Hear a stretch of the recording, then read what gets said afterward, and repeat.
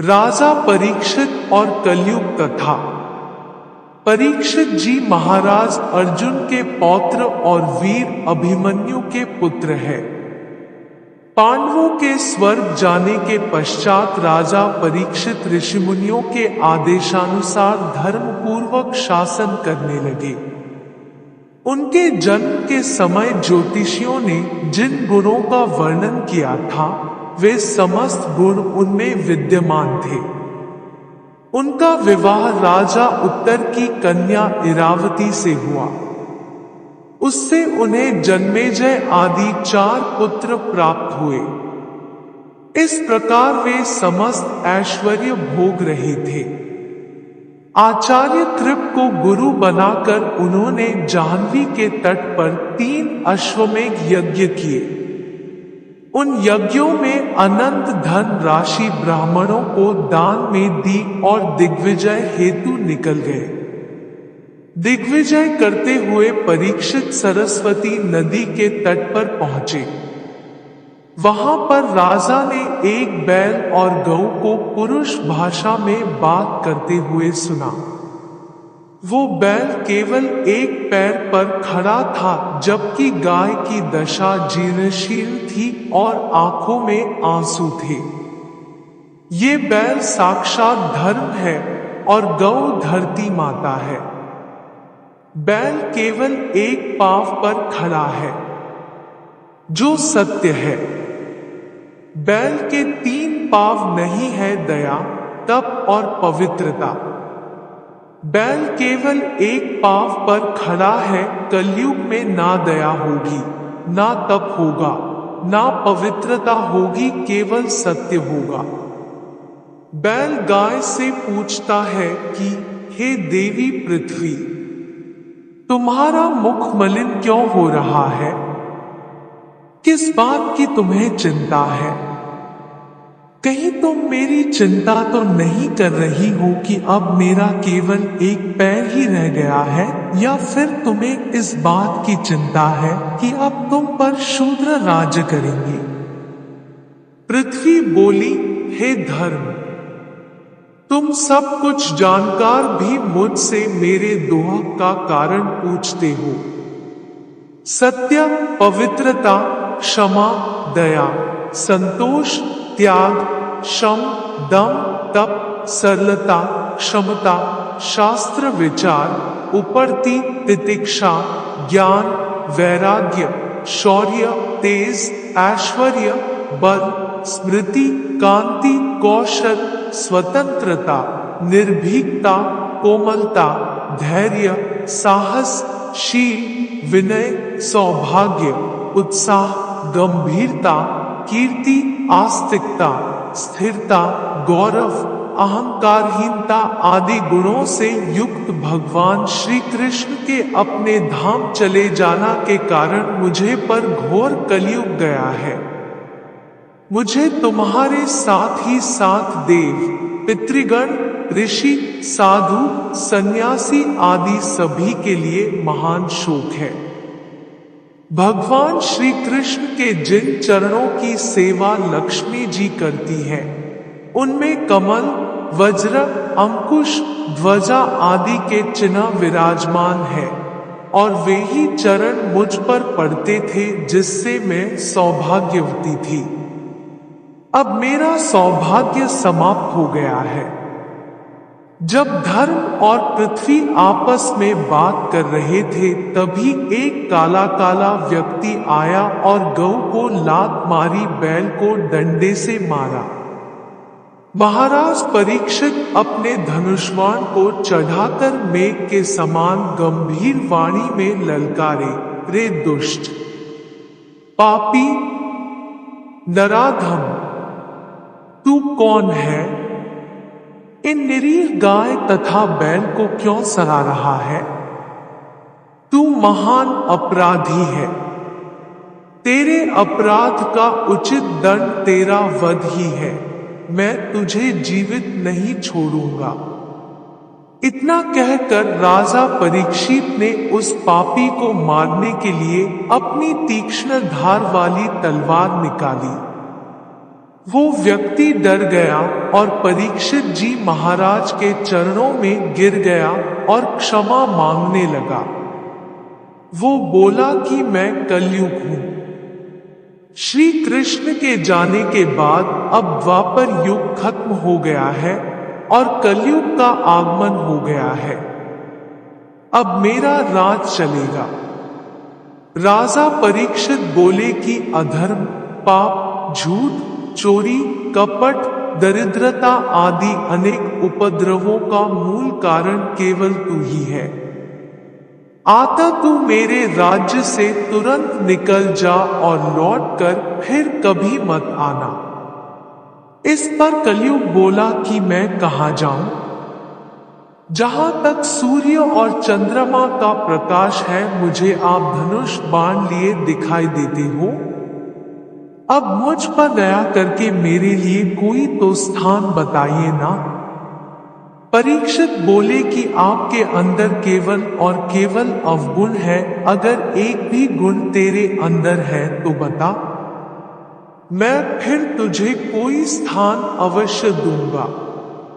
इस पर कलयुग थोड़ा खुश हुआ और बोला, हे महात्मन, आप बड़े दयालु हैं।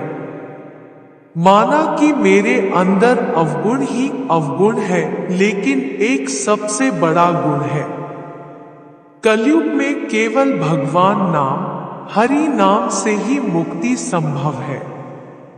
भगवान को पाने के लिए कोई लंबे चौड़े यज्ञ, हवन, पूजा और विधि विधान की जरूरत नहीं पड़ेगी। मानो रामचरितमानस की यह चौपाई यहाँ सार्थक हो रही है। कलयुग केवल नाम आधारा, सुमिर सुमिर नर उतर ही पारा। कलयुग इस तरह कहने पर राजा परीक्षित सोच में पड़ गए।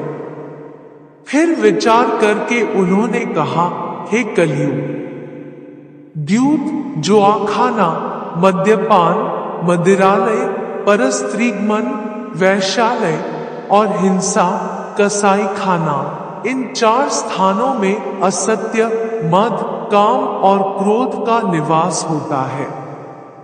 इन 4 स्थानों में निवास करने की मैं तुझे छूट देता हूं। यदि व्यक्ति अपना भला चाहे तो इन चारों से दूर रहना चाहिए। कलयुग ने राजा का बहुत धन्यवाद किया और बोला, हे राजन, आपने चारों स्थान अपनी मर्जी से दिए हैं। एक स्थान में भी आपसे मांगता हूं, आप देने की कृपा करें। कृपा करके मुझे स्वर्ण, सोने में भी स्थान दे दे। तब परीक्षित जी महाराज ने उसे सोने में भी स्थान दे दिया। गुरुदेव बताते हैं कि सोने का मतलब यह नहीं जो आप सोना पहनते हो उसमें कलयुग है, क्योंकि भगवान कृष्णा ने खुद बोला है, धातुओं में स्वर्ण मेरा स्वरूप है। कहने का मतलब ये है, जो भी पैसा अनीति से, गलत तरीके से, हिंसा से आए और उससे सोना लिया जाए, उसमें कलयुग का वास है। कलयुग को वचन देकर जब राजा परीक्षित अपने महल में लौटे तो अचानक अपने कोषागार में चले गए, जहां एक संदूक देखकर ठिठक गए।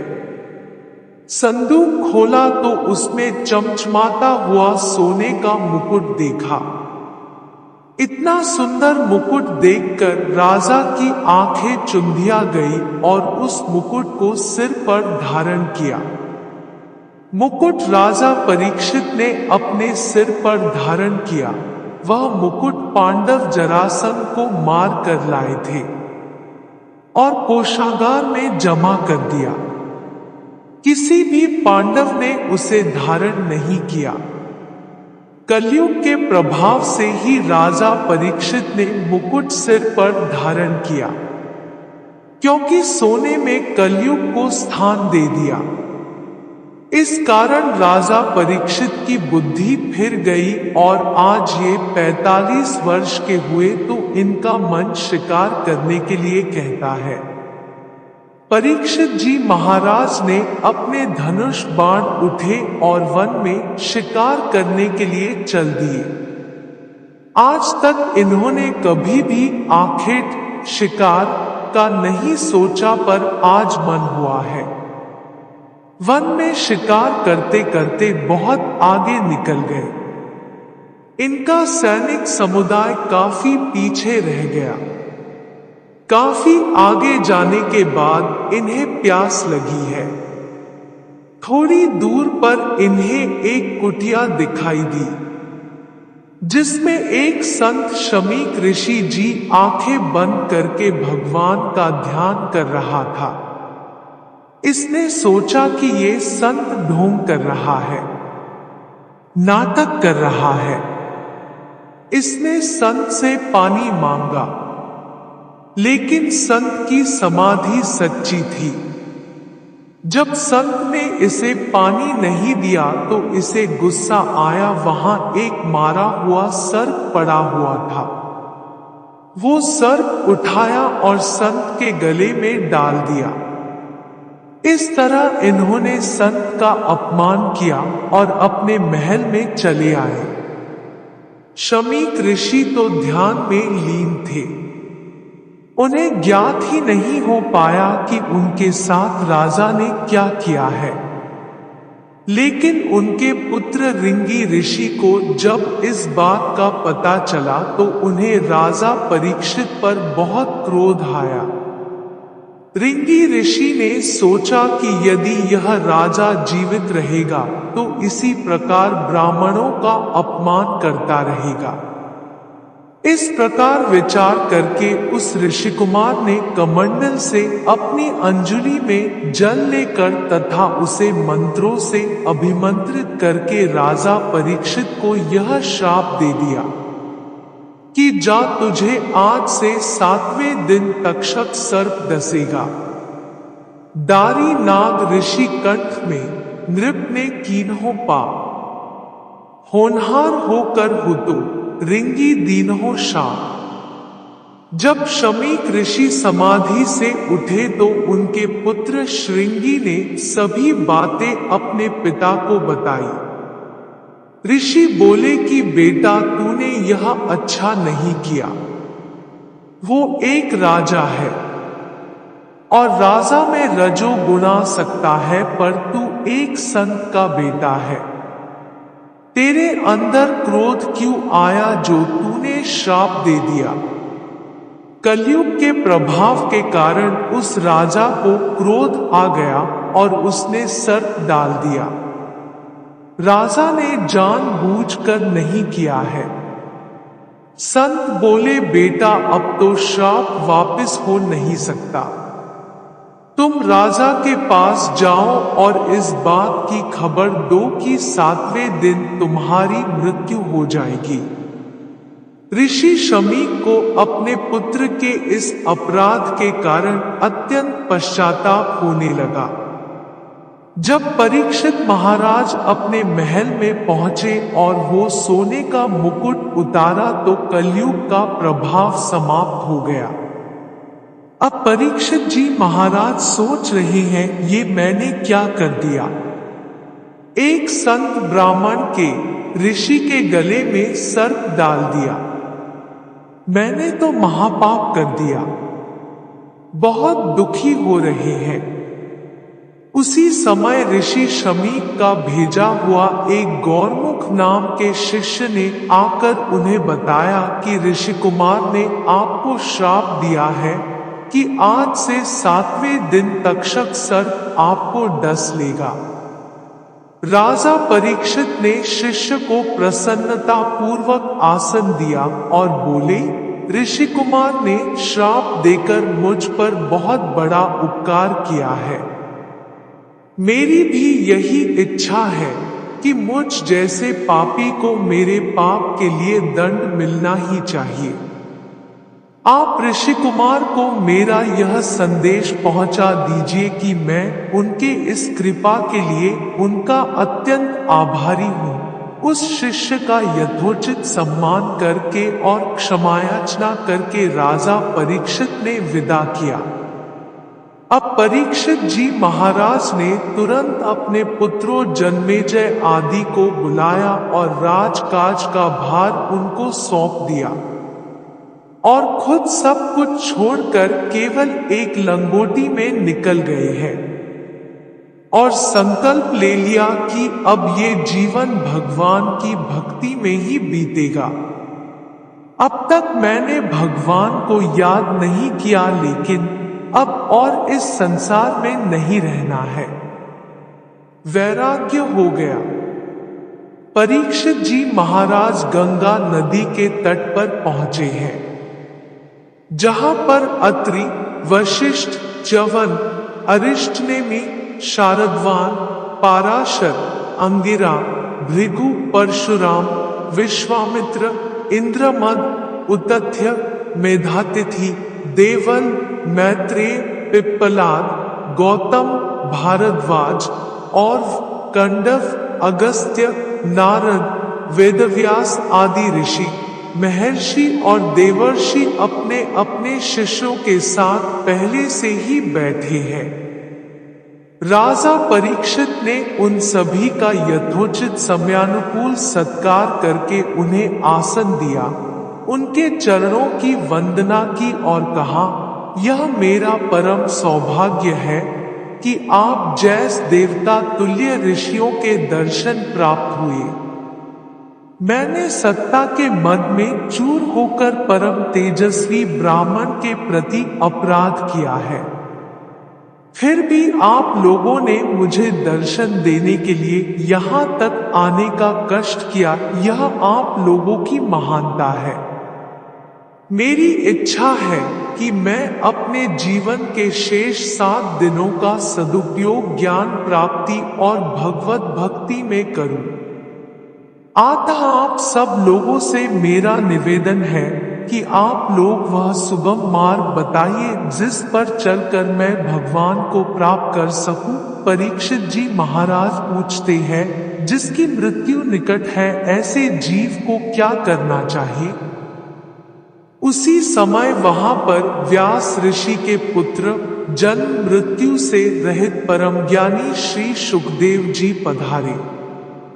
समस्त ऋषियों सहित राजा परीक्षित उनके सम्मान में उठकर खड़े हो गए और उन्हें प्रणाम किया। उसके बाद अर्घ्य, पाद्य तथा माला आदि से सूर्य के समान प्रकाशमान श्री सुखदेव जी की पूजा की और बैठने के लिए उच्चासन प्रदान किया। उनके बैठने के बाद अन्य ऋषि भी अपने अपने आसन पर बैठ गए।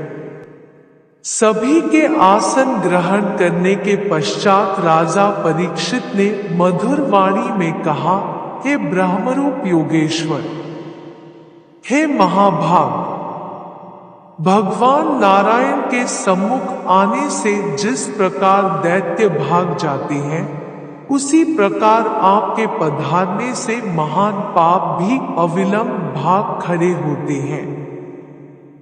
आप जैसे योगेश्वर के दर्शन अत्यंत दुर्लभ है, पर आपने स्वयं मेरी मृत्यु के समय पधार कर मुझ पापी को दर्शन देकर मुझे मेरे संपूर्ण पापों से मुक्त कर दिया है। आप योगियों के भी गुरु हैं, आपने परम सिद्धि प्राप्त की है। अतः कृपा करके यह बताइए कि मरणासन्न प्राणी के लिए क्या कर्तव्य है? उसे किस कथा का श्रवण, किस देवता का जप, अनुष्ठान, स्मरण तथा भजन करना चाहिए और किन किन बातों का त्याग कर देना चाहिए? गुरुदेव कहते हैं कि ये प्रश्न केवल परीक्षित का नहीं है, प्रत्येक जीव का है, क्योंकि हम सब मृत्यु के निकट हैं। हमारी मृत्यु कभी ही हो सकती है। राजा को तो 7 दिन का समय भी मिल गया, लेकिन हमें तो ये भी नहीं पता कि हम किस दिन मरेंगे। तो जवाब में गुरुदेव कहते हैं, जीवन के 7 ही दिन है भैया, सोमवार से लेकर रविवार तक। और इन्हीं 7 दिनों में एक दिन हमारा दिन भी निश्चित है। इसलिए प्रत्येक दिन भगवान का स्मरण, कीर्तन और भजन करो। इस प्रकार सुखदेव जी महाराज ने परीक्षित को श्रीमद् भागवत कथा का रस पान करवाया है और इन्हें मुक्ति मिली है, भगवान का लोक मिला है। जय जय श्री राधे राधे। अगर वीडियो पसंद आई तो हमारे चैनल की सब्सक्राइब करें। धन्यवाद।